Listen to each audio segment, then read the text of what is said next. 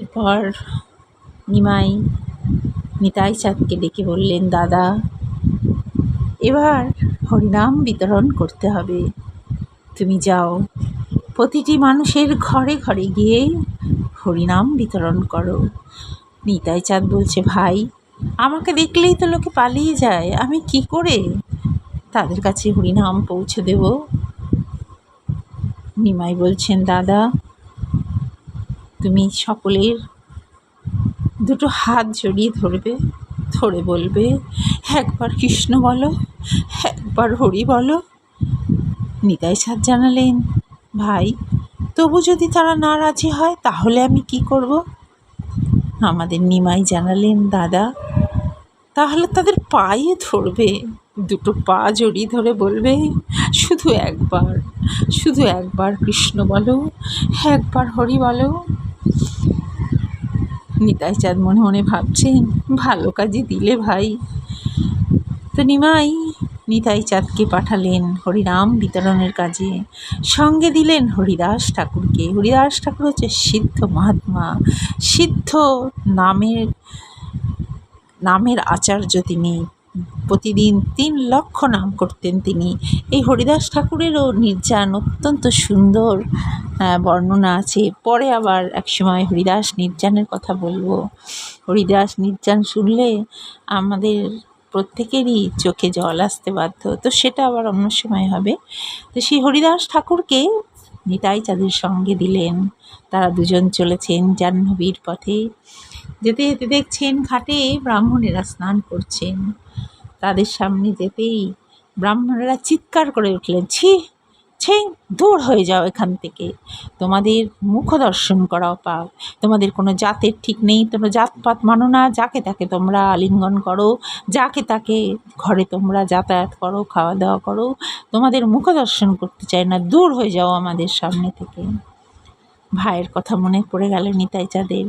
তিনি হাত জোড় করে বললেন, আমি দূর হয়ে যাব, কিন্তু দয়া করে তোমরা একবার কৃষ্ণ বলো, একবার হরি বলো। ব্রাহ্মণেরা অভিশাপ দিলেন, এক্ষুনি দূর হয়ে যাও এখান থেকে, এই পাপের জন্য তোমাদের সব ধ্বংস হয়ে যাবে। তবু নিতাই তাদের দিকে এগিয়ে যেতে থাকলেন। তাদের হাত দুটি জড়িয়ে ধরে বললেন, তোমরা যা খুশি বলো, কিন্তু শুধু একবার কৃষ্ণ বলো, একবার হরি বলো। নিতাইয়ের স্পর্শ পেতেই সেই ব্রাহ্মণ বলে উঠলেন, এ কি, তোমার স্পর্শ পেতেই আমার এমন কেন মনে হচ্ছে? আমার সারা শরীরে কেমন যেন শিহরণ হচ্ছে, কেন আমার যেন বলতে ইচ্ছা হচ্ছে যে তুমি যা বলছো তাই বলি, কেন মনে এত আনন্দ হচ্ছে? তো শাস্ত্র আমাদের বলছে, একবার কৃষ্ণ নামে যত পাপ হরে, পাতকীর সাধ্য নাই তত পাপ করে। ব্রাহ্মণেরা নিতাই চাঁদের হরিদাস ঠাকুরের স্পর্শ পেয়েই তাদের মধ্যে বিশাল পরিবর্তন দেখা দিল। তারা হরি হরি বলতে বলতে, হরে কৃষ্ণ মহামন্ত্র নাম করতে করতে চললেন নিতাই চাঁদের সঙ্গে, হরিদাস ঠাকুরের সঙ্গে। এবং তাদের এই যুক্ত হওয়া দেখে পথে যত সাধারণ মানুষ ছিল তারাও একে একে এই নগর কীর্তনে যোগদান করতে লাগলো। বিশাল শোভাযাত্রার মতন, একটি মিছিলের মতন বিশাল সমুদ্র হতে লাগলো আস্তে আস্তে ধীরে ধীরে। এরপর নিতাই চাঁদ চললেন জগাই মাথায় যেখানে আছেন সেদিকে। জগাই আর মাধাই ছিল অত্যন্ত দুরাচারী দুর্বৃত্ত। তারা খুন, জখম, চুরি, ছিনতাই, এমন কোনো পাপ কাজ নেই যে তারা করেনি। আর সারাক্ষণ মদ খেয়ে মাতাল হয়ে তারা পড়ে থাকতো, মাতলামি করতো, মদ খেয়ে চুর হয়ে পড়ে থাকতো। তো তাদের দূর থেকে দেখতে পেয়েই জগাই বলছে, ভাই, কারা রে এরা আসছে? মাধাই বলছে, ওই কীর্তনের দল মনে হচ্ছে।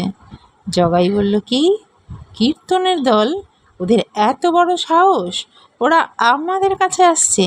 আমাদের নাম শুনেই লোকে ভয় পায়, মায়েরা বাচ্চাদেরকে ঘুম পাড়ায় আমাদের নাম করে, আর ওদের এত সাহস, ওরা আমাদের দিকে এগিয়ে আসছে। ঠিক আছে, আসতে দাও, একবার দেখো কি করি। এরপর তারা এসে উপস্থিত হয় জগাই মাথার কাছে। জগাই এগিয়ে বলে, তুমি কে গো?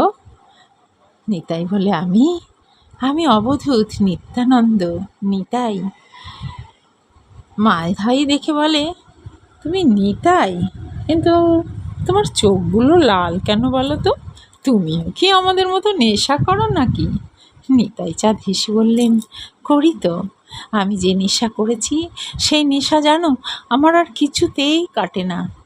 তখন মাথাই বলছে, কিন্তু আমরা তো রোজ নেশা করি, আমাদের নেশা তো রোজ কেটে যায়, আবার খেতে হয়। তাহলে তুমি কি নেশা করো যে নেশা তোমার আর কাটে না? তাহলে দাও না, সেই নেশাই আমাদের দাও। নিতাই চাঁদ বলছে, সত্যি সত্যি নেবে তোমরা সেই নেশা? তাহলে বলো, তাহলে একবার বলো, হরে কৃষ্ণ কৃষ্ণ কৃষ্ণ হরে হরে, হরে রাম রাম রাম হরে হরে। দূর থেকে জগাই চিৎকার করে বলে ওঠে, মাধাই, এগুলো ষড়যন্ত্র, একদম ওদের প্রলোভনে ফাঁদে পা দিস না, দেখ এবার আমি কি করি। এই বলেই সে কলসির একটা ভাঙা টুকরো নিয়ে ছুঁড়ে মারে নিতাই চাঁদের কপালে। নিতাই চাঁদের কপাল ফেটে ঝরঝর করে রক্ত পড়তে থাকে। সেই দৃশ্য দেখে হরিদাস ঠাকুর দৌড়ে মহাপ্রভুর কাছে যে ছুট লাগান, যে প্রভু শিগগিরই আসুন, প্রভু কি সর্বনাশ হয়ে গেছে। হরিদাস ঠাকুরকে দেখেই নিমাই বেরিয়ে আসেন। কি হয়েছে হরিদাস, তুমি এবার উদ্ভ্রান্তের মতো দৌড়াচ্ছ কেন, আর কাঁদছই বা কেন? প্রভু, সর্বনাশ হয়ে গেছে। নিতাই চাঁদ ওই দুর্বৃত্ত জগাই মাথার কাছে গিয়েছিল, ওরা মেরে নিতাই চাঁদের কপাল ফাটিয়ে দিয়েছে, সে কপাল দিয়ে দরদর করে রক্ত পড়ছে। নিমাইয়ের কথা শুনে অত্যন্ত ক্ষুব্ধ হয়ে ছুটতে শুরু করলেন, কোথায় কোথায় তারা, আমাকে এক্ষণে নিয়ে চলো। সেখানে গিয়ে নিতাই চাঁদের কপাল থেকে রক্ত ঝরে পড়া দেখেই তিনি নিজেকে আর স্থির রাখতে পারেন না। তিনি সঙ্গে সঙ্গে ক্রুদ্ধ হয়ে সুদর্শনকে আহ্বান করেন। সুদর্শন হাতে আসতেই নিতাই দৌড়ে গিয়ে বলে, ভাই এ তুমি কি করছো? শিগগিরি রাগ সম্বরণ করো, এ সুদর্শনকে বিদায় দাও। তুমি না প্রতিজ্ঞা করে এসেছো এই জন্মে তুমি অস্ত্র না ধরবে, কাউকে প্রাণে না মারবে। তুমি এক্ষুনি সুদর্শনকে বিদায় দাও। নিমাইয়ের মনে পড়ে যায়, তিনি সম্বিত ফিরে পেয়ে সুদর্শনকে বিদায় দেন। কিন্তু এই যে সব লীলাগুলো হচ্ছে, সুদর্শন আসা চলে যাওয়া, জগাই আর মাধাই এই সমস্ত লীলা কিন্তু দর্শন করছে। দর্শন করে তারা বুঝতে পারে। জগাই তখন মাধাইকে ধরে বলে, মাধাই, আমরা মনে হয় ভুল করে ফেলেছি, এরা তো সাধারণ মানুষ নয়। সুদর্শন কি যার তার হাতে আসে, এরা তো ভগবান। তুই আর আমি যেমন ভাই, এই নিতাই আর নিমাই এরাও দুই ভাই। চল চল মাধাই, আমরা সারা জীবন যে পাপ করেছি সেই পাপের এবার প্রায়শ্চিত্ত করি। এই বলে দু ভাই গিয়ে গৌড়ের চরণ জড়িয়ে ধরে পড়ে। এরপর থেকে শাস্ত্র আমাদের বলছে, এই জগাই মাধাই প্রচণ্ডভাবে ভক্ত হয়ে ওঠে এবং তারা প্রতিদিন 2 লক্ষ হরিনাম করত। তো এই জগাই আর মাধাই শুধু নাম দিয়ে মহাপ্রভু ভগবান তাদেরকে উদ্ধার করে দিয়েছিলেন। তবে এই জগাই মাধাই কোনো সাধারণ চরিত্র নয়।